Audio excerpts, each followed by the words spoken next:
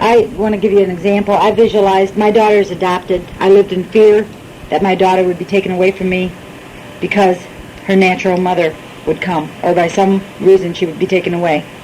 And I lived in fear of that. I lived it every minute. I worried about it constantly for years. Well, you know what happened? I got sick, and she had to go live with her father. And I couldn't do a thing about it. And then it was a bunch of legal battles from then on. But anyway, it did happen because I visualized it so strongly, and I had such a great fear. Fear will draw things to you. So realize that your guides and God is around you, that you are on a spiritual path, and that they will protect you. And know that. And no harm will come to you.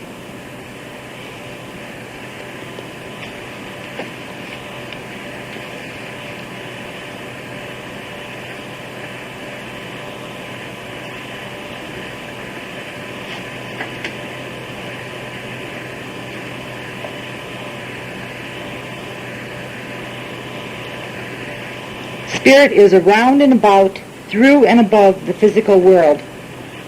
Around and about, through and above the physical world.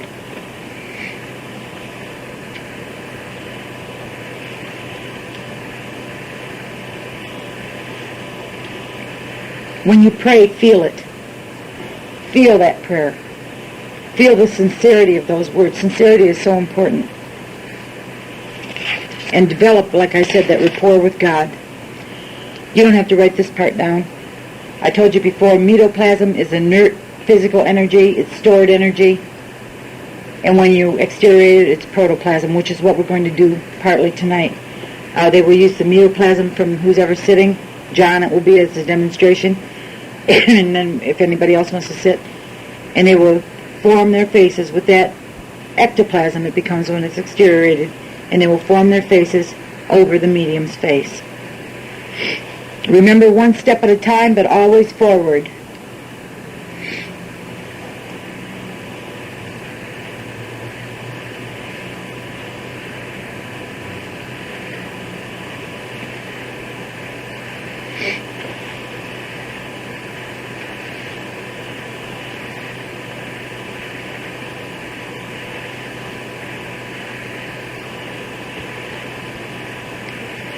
When you get symbols in your readings, remember that they are keys to what Spirit wants to tell.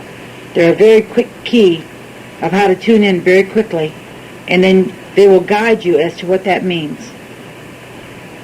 We had a good example of that tonight. Laurel had a vision. Well, she was on the phone with Shirley, and she did not know what the symbolic reference was.